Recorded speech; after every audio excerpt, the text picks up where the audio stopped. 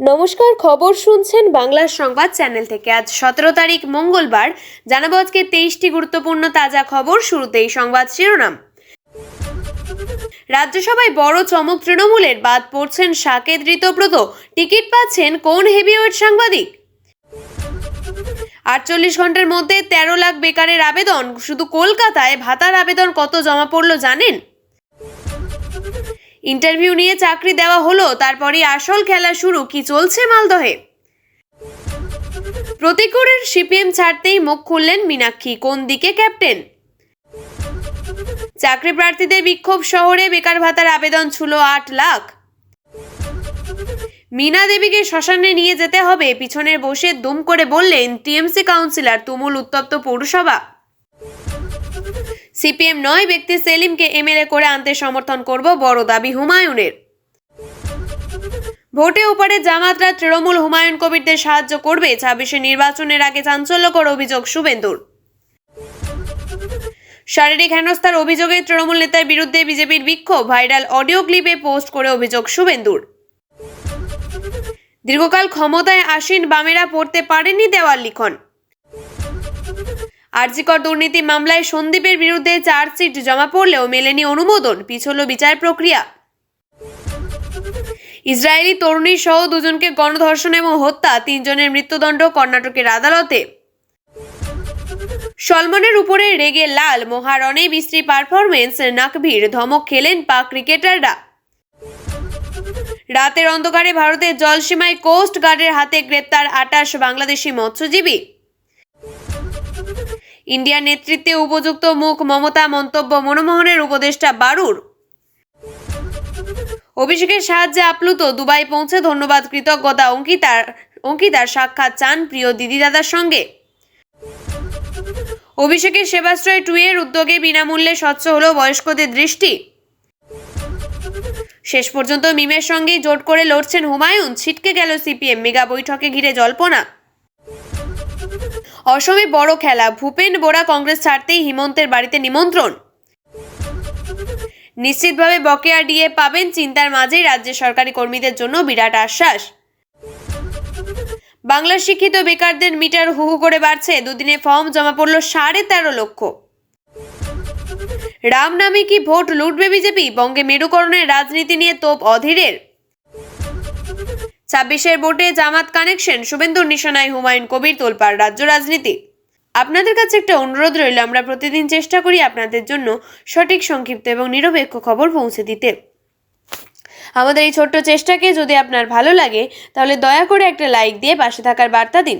আপনাদের একটা লাইকই আমাদের আগামী দিনের অনুপ্রেরণা। এতক্ষণ শুনছিলেন সংবাদ শিরোনাম, এবার জানাবো বিস্তারিত খবরগুলি। 2026 বিধানসভা নির্বাচনের মহারণের আগে বাংলার রাজনৈতিক ময়দান এখন সরগরম রাজ্যসভায় আসন্ন নির্বাচন নিয়ে। আগামী মার্চ মাসেই পশ্চিমবঙ্গে 4টি রাজ্যসভা আসনের মেয়াদ শেষ হতে চলেছে। আর এই 4 আসনে মমতা বন্দ্যোপাধ্যায় কাদের পাঠাবেন তা নিয়ে তৃণমূল কংগ্রেসের অন্দরে জল্পনা তুঙ্গে। রাজনৈতিক মহলে কান পাতলে শোনা যাচ্ছে বিদায়ী সাংসদ তথা সমাজকর্মী সাকেত গোখলেকে এবার আর টিকিট নাও দিতে পারে ঘাসফুল শিবির। তার পরিবর্তে সংবাদ মাধ্যমের কোনো পরিচিত মুখকে সংসদের উচ্চকক্ষে পাঠানোর পরিকল্পনা করছে শীর্ষ নেতৃত্ব। তৃণমূলের ইতিহাসে সাংবাদিকদের রাজ্যসভায় পাঠানো নতুন নয়। কুণাল ঘোষ থেকে সাগরিকা ঘোষ, এই তালিকায় এবার নতুন কে যুক্ত হন সেটাই এখন দেখার। যদিও সেই সাংবাদিকের নাম অভিষেক মমতা এখনো পর্যন্ত চূড়ান্ত গোপনীয়তা বজায় রেখেছেন। অন্যদিকে ঋতব্রত বন্দ্যোপাধ্যায়কে নিয়েও নতুন সমীকরণ তৈরি হয়েছে। সূত্রের খবর, তাকে এবার রাজ্যসভায় না পাঠিয়ে 2026 বিধানসভা নির্বাচনে সরাসরি লড়াইয়ের ময়দানে নামাতে চায় দল। তার বাগ্মিতা এবং সাংগঠনিক দক্ষতাকে বিধানসভায় কাজে লাগাতে আগ্রহী। ক্ষমতার দক্ষতাকে মেটায় বেনজির, মৌসুম বেনজির নূরের আসনেও পরিবর্তনের সম্ভাবনা রয়েছে। মালদা মুর্শিদাবাদের সংখ্যালঘু সমীকরণ মাথায় রেখে সেখানে কোনো নতুন মুখ দেখা যেতে পারে। এমনকি প্রবীণ নেতা সুব্রত বক্সির পুনর্মনোনয়ন নিয়েও ধোঁয়াশা রয়েছে। ভোটের আগে কার্যত কল্পতরুর মতো যুবসাথী প্রকল্পের ঘোষণা করেছেন রাজ্যের সরকার। মাধ্যমিক পাশ করা, চাকরি না পাওয়া যুবক যুবতীরা মাসে 1500 টাকা করে ভাতা পাবেন এই প্রকল্পে। রবিবার থেকে শুরু হয়েছে এই প্রকল্পের আবেদন প্রক্রিয়া। 48 ঘন্টা পেরোয়নি তার আগেই আবেদনকারীর সংখ্যা ছুঁয়ে ফেলল 13 লক্ষ। 21 বছর থেকে 40 বছর বয়সী এই প্রকল্পে ভাতার জন্য আবেদন করতে পারবেন। অনলাইন এবং অফলাইনে আবেদনের সুযোগ রয়েছে। রাজ্য বাজেটে জানানো হয়েছে 2026-27 অর্থবর্ষে এই প্রকল্পের জন্য 5,000 কোটি টাকা বরাদ্দ করা হয়েছে। তবে আবেদন প্রক্রিয়া শুরু হওয়ার সঙ্গে সঙ্গেই প্রশ্ন উঠছে, লাখ লাখ আবেদন জমা পড়েছে, তবে পশ্চিমবঙ্গে বেকারের সংখ্যা ঠিক কত? 2 দিনের আবেদন জমা শেষ হওয়ার পর হিসেব বলছে যুবসাথীদের আবেদনের সংখ্যা 13 লক্ষ। 45,812 জন অফলাইনে এবং 12 লক্ষ আবেদন জমা পড়েছে অনলাইনে। যুবসাথীর আবেদনে কারা এগিয়ে? গতকাল পর্যন্ত মোট আবেদনের নিরিখে শীর্ষে রয়েছে সংখ্যালঘু অধ্যুষিত জেলা মুর্শিদাবাদ। চাকরি দেওয়ার নাম করে কোটি কোটি টাকার প্রতারণা। প্রায় 4,500 বেকার যুবক যুবতীর কাছ থেকে হাজার হাজার টাকা নিয়ে চাকরি না দেওয়ার অভিযোগ উঠছে মালদহের কালিয়াচকের এক বেসরকারি নার্সিংহোম কর্তৃপক্ষের বিরুদ্ধে। ঘটনাকে কেন্দ্র করে সরব হয়েছেন প্রতারিতরা।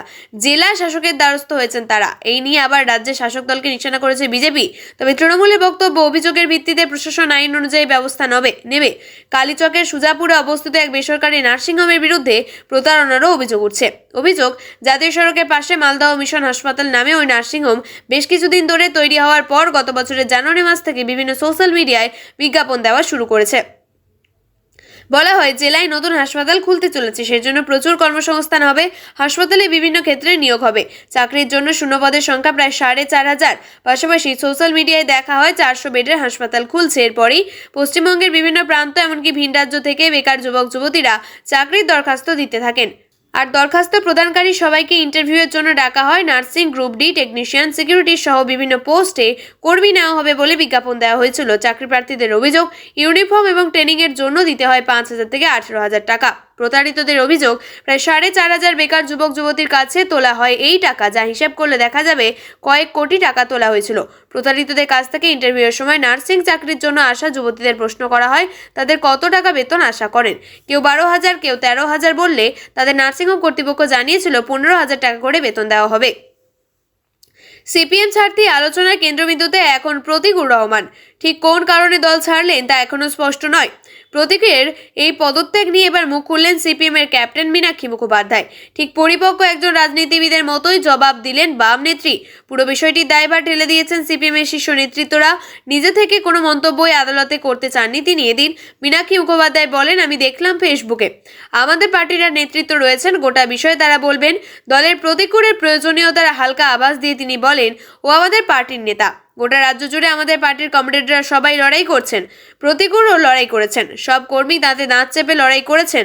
যে কোনো একজন কর্মী পার্টির কাজ না করেন দলে থেকে, তাহলে আমাদেরও ক্ষতি, আর আমাদের ক্ষতি মানেই খেটে খাওয়া মানুষের ক্ষতি। সেই ক্ষতির বিরুদ্ধে লড়াই হচ্ছে। এটা শুধু প্রতীকুর নয়, সকলেই যে গুরুত্বপূর্ণ সেটাই বুঝিয়ে দিয়েছেন বাম নেত্রী। মীনাক্ষী নন, বাম সমর্থিত পরিচালক সৌরভ পালদি স্পষ্টত নিজেই ফেসবুকে লিখেছিলেন প্রতীকুর রহমান প্রয়োজনীয়। এছাড়া আপাতত আর কিছু লিখব না। গত 2024 লোকসভা নির্বাচনের সময় ডায়মন্ড হারবার থেকে তৃণমূলের সেকেন্ড ইন কমান্ড অভিষেক বন্দ্যোপাধ্যায়ের বিরুদ্ধে বামেদের হয়ে লড়েছিলেন প্রতীকুর রহমান। সিপিএম এর তরুণ তুর্কি অভিষেকের বিরুদ্ধে জিততে না পারলেও মাঠ থেকে লড়াই চালিয়ে গিয়েছিল, ছাড়েননি 1 ইঞ্চি জমিও। বর্তমানে এ রাজ্যে শূন্য সিপিএম, না আছে সাংসদ, না আছে বিধায়ক। এই অবস্থায় ভোটের ঠিক আগে প্রতীকুরের মতো একজন তরুণ মুখ চলে যাওয়া মানে দলের যে কত বড় ক্ষতি হতে পারে তা হাড়ে হাড়ে বুঝেছেন সিপিএম এর নেতা নেত্রীরা। মূলত তৃণমূল থেকে বহিষ্কৃত হুমায়ুন কবিরের সঙ্গে বামেদের জোট নিয়ে আলোচনা ভালোভাবে মেনে নিতে পারেননি প্রতীকুর। বিশ্লেষকদের ধারণা সেই কারণেই দল ছাড়ার সিদ্ধান্ত নিয়েছেন তিনি। সোমবার বলেছেন, ব্যক্তিগতভাবে আমার সঙ্গে কারোর বিরোধ নেই, আমরা যা বলার এখন পার্টিকে বলেছি। সর্বোচ্চ নেতৃত্বের তরফ থেকে এখনও আমাদের সঙ্গে যোগাযোগ করা হয়নি। এর জন্য দলের অভ্যন্তরীণ বিষয়ে আমি সবার সামনে বলবো, সময় এলে মিডিয়াকেও জানাবো। বুধবার রাজ্যে আসছেন কেন্দ্রীয় স্বরাষ্ট্রমন্ত্রী অমিত শাহ। ভোটমুখী বাংলায় ফের একবার সফরের শাহ। বিজেপি সূত্রে আগেই জানা গিয়েছিল মঙ্গলবার অথবা বুধবার আসতে পারেন তিনি। এবার তাতেই শিলমোহর দিলেন কেন্দ্রীয় স্বরাষ্ট্রমন্ত্রক। ওই দিন দুপুর 1:35 কলকাতা বিমানবন্দরে নামবেন তিনি। তারপর বিএসএফ এর কপ্টার চেপে উড়ে যাবেন মায়াপুরের উদ্দেশ্যে। সেখানে দুপুর 2:25 থেকে বিকেল 4:25 পর্যন্ত ইসকনের অনুষ্ঠানে থাকবেন কেন্দ্রীয় স্বরাষ্ট্রমন্ত্রী। সেই অনুষ্ঠান শেষে আবার বিকেলের দিকে ফিরে যাবেন তিনি দিল্লি। শাহের এই সফরসূচিতে কোনো রাজনৈতিক কর্মসূচি বা বৈঠকের কথা জানা যায়নি। বাজেট অধিবেশনের সময় উত্তপ্ত হয়ে উঠল কলকাতা পুরসভা। তৃণমূল কাউন্সিলর তারক সিং বক্তব্য রাখছিলেন। সেই সময় বিজেপি কাউন্সিলর মীনা দেবী পুরোহিতের উদ্দেশ্যে পিছনে বসে থাকা অপর তৃণমূল কাউন্সিলর মহেশ শর্মার বিরুদ্ধে কুরুচিকর মন্তব্যের অভিযোগ ওঠে। এরপর তপ্ত হয়ে ওঠে পুরসভার অন্দর।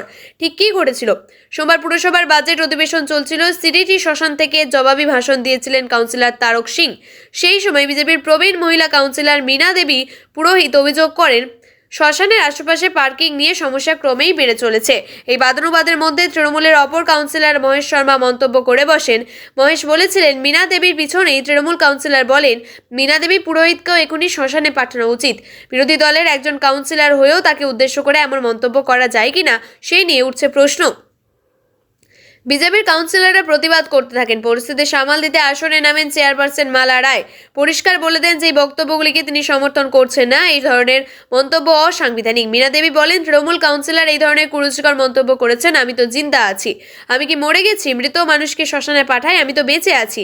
উনি একবার জিতেছেন, আমি 6 বার। উনি একবার মহিলাকে অসম্মান করেছেন, ক্ষমা চাইতে হবে। সজল ঘোষ তিনি বলেন, ওর এই ধরনের ঔদ্ধত্যতা আসে কোথা থেকে? আমরা গাছে আম হয় না, এটা অত্যন্ত নিম্ন রুচির পরিচয়। আর যার বিরুদ্ধে অভিযোগ সেই মহেশ শর্মা বলেন, মিথ্যা পাবলিসিটি করছেন। আমি শ্মশানে যাওয়া নিয়ে বলিনি। বেনারসে কি সকলে মরতে যায়? আমি ওনার মৃত্যু কামনাও করিনি। ভোটের মুখে বাম শিবিরে তোলপাড় হয়েছে একটা বৈঠকে। হোটেলের ঘরে হুমায়ুন কবিরের সঙ্গে বৈঠকের পর দলের অন্দরে দফায় দফায় প্রশ্নের মুখে পড়তে হয়েছে সিপিএমের রাজ্য সম্পাদক মোহাম্মদ সেলিমকেও। শরিকরা তো বটেই। সিপিএমের রাজ্য সম্পাদকীয় মণ্ডলীর বৈঠকে প্রশ্ন উঠছে, হুমায়ুনের সঙ্গে বৈঠকের কি খুব দরকার ছিল? সিপিএমের সঙ্গে হুমায়ুন তথা তার দল জনতা ইউনাইটেড পার্টির জোটটা যে ভেস্তে গিয়েছে তা একরকম স্পষ্ট। তবে এবার হুমায়ুন বুঝিয়ে দিলেন তিনি ঠিক কী চান। অন্যদিকে তৃণমূল ছাড়লেও একেবারে এখন ভরতপুরের বিধায়ক হুমায়ুন কবির। শাসক দল ছাড়ার পরে বিধায়ক হুমায়ুন কবির শাসক দলের ছাড়ার পরে নিজের রাজনৈতিক কর্মকাণ্ডে প্রায় শিরোনামে থেকেছেন তিনি। বিধানসভা নির্বাচনে যে তিনি নির্ণায়কের ভূমিকা চাইছেন তা আগেও বলেছেন। জোট আলোচনার কথা বলেছে সিপিএম, নিম এবং আইএসএফ এর সঙ্গে। কিন্তু সিপিএম এবং বামফ্রন্টের বৈঠকে হুমায়ুনের বিরোধিতা তীব্র হওয়ার পর জোটের সম্ভাবনা এখন শূন্য। তবে ব্যক্তি অন্যদিকে কংগ্রেস নেতা অধীর চৌধুরীকেও সংবাদ মাধ্যমের মুখোমুখি হয়ে হুমায়ুন বলেন, অধীরবাবু তো লোকের বিধানসভা দরকার। তিনি যদি হাত প্রতীকে লড়াই করেন তাকে হারানোর কোনো পদক্ষেপ করব না, তাকে জেতানোর চেষ্টা করব। আর মোহাম্মদ সেলিম যদি মুর্শিদাবাদের কোনো আসনে লড়েন তাহলে তাকে সমর্থন করব। সেলিম যাতে বিধায়ক হয়ে বিধানসভায় আসেন সেই চেষ্টাই করব। জেউবি নেতা স্পষ্ট বলেছেন, আমি বামফ্রন্টের সঙ্গে নেই। সে সঙ্গে বাম শরিকদের ফরওয়ার্ড ব্লককে কটাক্ষ করেছেন হুমায়ুন। তার কথায় ফরওয়ার্ড ব্লক একটা অস্তিত্বহীন পার্টি। বামফ্রন্ট এদের নিয়ে উল্লেখ্য, সম্প্রতি বামফ্রন্টের বৈঠকে হুমায়ুনের সঙ্গে বৈঠক নিয়ে ক্ষোভ প্রকাশ করেছে ফরওয়ার্ড ব্লক। সদ্য বাংলাদেশে হয়ে গিয়েছে ভোট, আর একবার বাংলায় বিধানসভা হওয়ার অপেক্ষায় ফের রাজ্যের শাসক দল এবং হুমায়ুন কবিরকে তীব্র আক্রমণ বিরোধী দলনেতা শুভেন্দু অধিকারী। শুভেন্দু বলেন, এপারের জামাত ওপারের জামাত দুটি মিলে মিশে একাকার হয়ে গেছে। সেই কারণেই কাঁটাতারে বেড়ায় জমি না দেওয়ার ফলে এপারের জামাতকে ওপারের জামাতকে জিতিয়েছে। মানে তৃণমূলের সঙ্গে এখন হুমায়ুন কবিরও জুটেছে। আর ওপারের জামাত যে আগামী এপ্রিলের নির্বাচনে তৃণমূলকে সাহায্য করবে বা হুমায়ুন কবিরকে সাহায্য করবে, এটাই ঘোষিত অবস্থান এদের এবং খুব অ্যালার্মিং। ভারতীয় সঙ্গে ভারতের ক্ষেত্রে বাঙালি হিন্দুদের ক্ষেত্রে একদম পুরো পেট্রোপোল বর্ডার পর্যন্ত এলাকাতে প্রায় 90% আসনে জামাতের লোকেরা জিতেছে, যারা নারীর অধিকার স্বীকার করে না, মহিলাদের শিক্ষিত হোক, কর্মে যাক স্বীকার করে না। শুভেন্দুর সংযোজন কিছুদিন আগেই হরিহর পাড়াতে একজন গ্রেপ্তার হয়েছিল। আনসারুল বাংলার সঙ্গে যুক্ত ভোটার তালিকায় নাম তুলেছে, তিনি বারবার ভোট দিয়েছেন। সব মিলিয়ে আমাদের আসন্ন নির্বাচনে আমাদের জাতীয় সুরক্ষা এবং হিন্দু সুরক্ষা ভবিষ্যতেও প্রশ্নের মুখে। প্রিয় দর্শক, নিয়মিত সঠিক খবরগুলি সঠিক টাইমে পেতে সাবস্ক্রাইব করুন বাংলার সংবাদ চ্যানেলটিকে। ধন্যবাদ।